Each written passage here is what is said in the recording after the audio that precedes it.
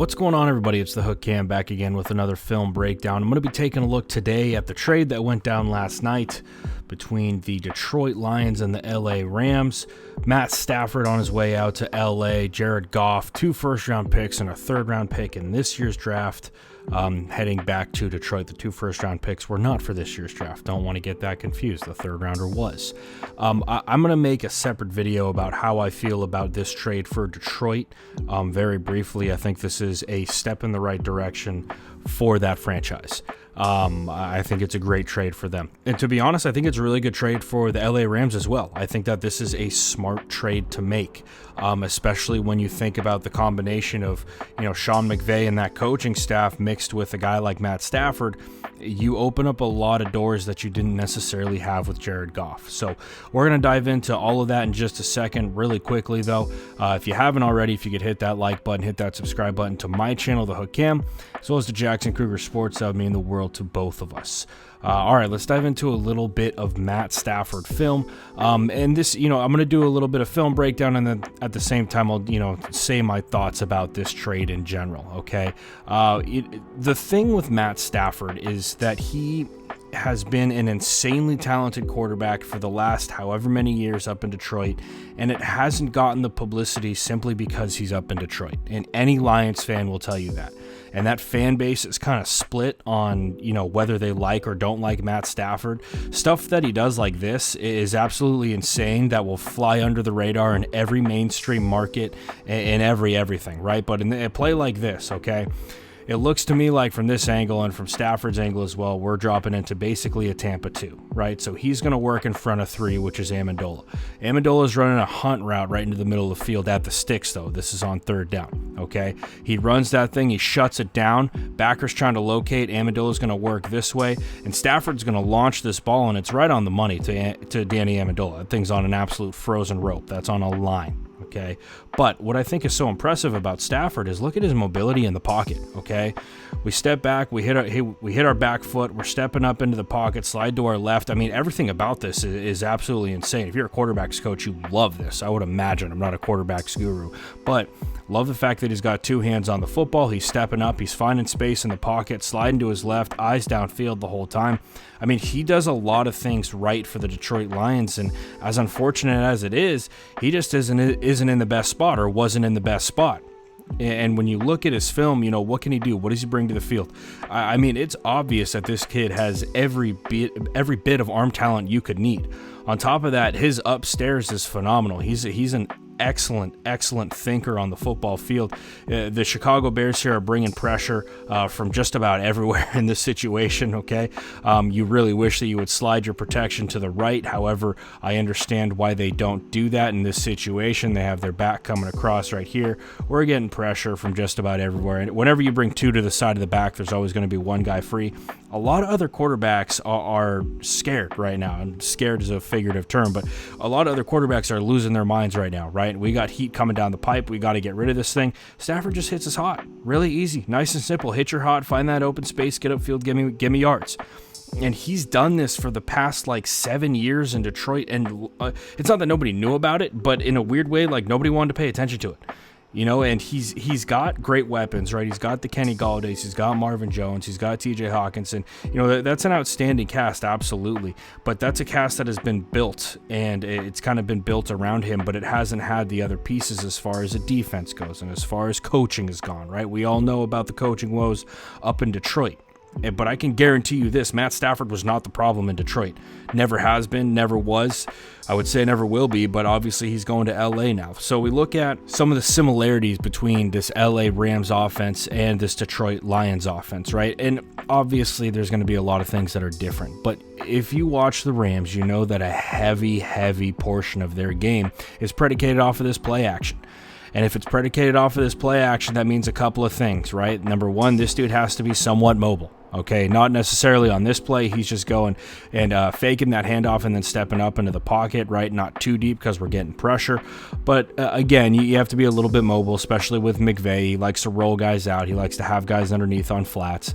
But in this situation, right, this ball right here, you got to be able to hit on the outside. So that's what I think of when I think of play action, especially with McVay, right?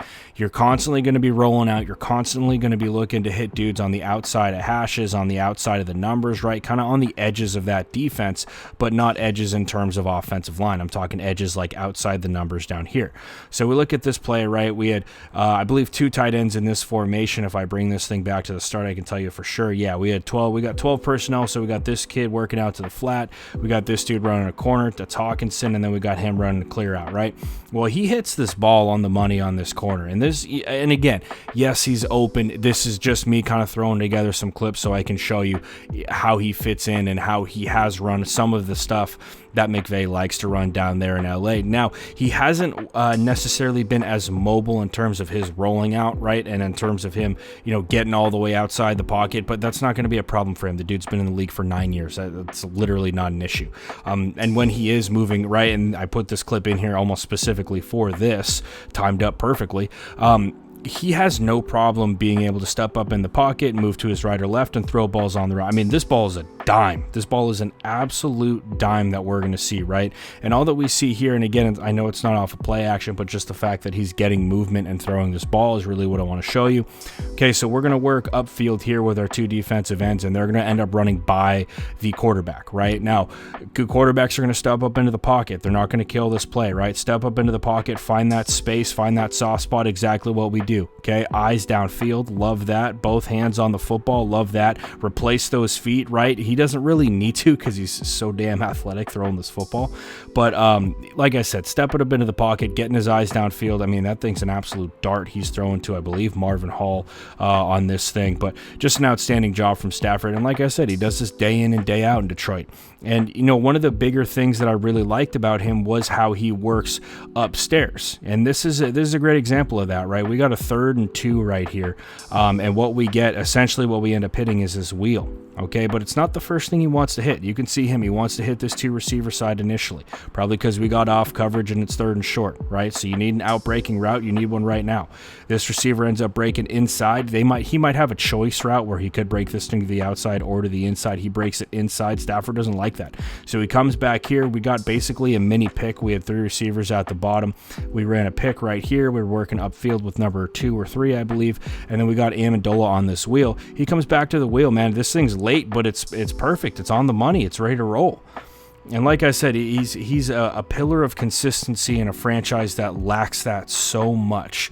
And I think that bringing him and putting him in LA is going to work wonders for him. And obviously the first thing people are going to think of is, oh, he's throwing to Robert Woods, he's throwing to Cooper Kupp, he's throwing to, Taylor Higbee, he's throwing to whoever else he's throwing to. And the weapons are important. Absolutely. And I'm not trying to take anything away from that.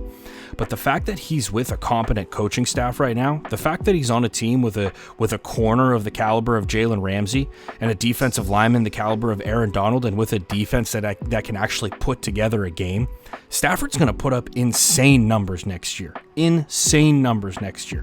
I'm excited to watch it. I'm excited to see what McVay can do with Matt Stafford in his system. I'm excited because we have to remember that in LA, a lot of that stuff was predicated off of, okay, what can 16 do for us? What can Jared Goff do for us? Well, I like Jared Goff. I'm going to make a video about what he means to what he's bringing to Detroit. But at the end of the day, with Goff in LA, if you could only do so much. And I don't necessarily know if that was Goff or if it was McVay. I have a tendency to think it was Goff because McVay's a smart dude. He's a smart dude. Outstanding football coach, high energy. He's a dude that you want to run through a brick wall for as a football player, and that translated with the LA Rams play. They put in a lot of good football games.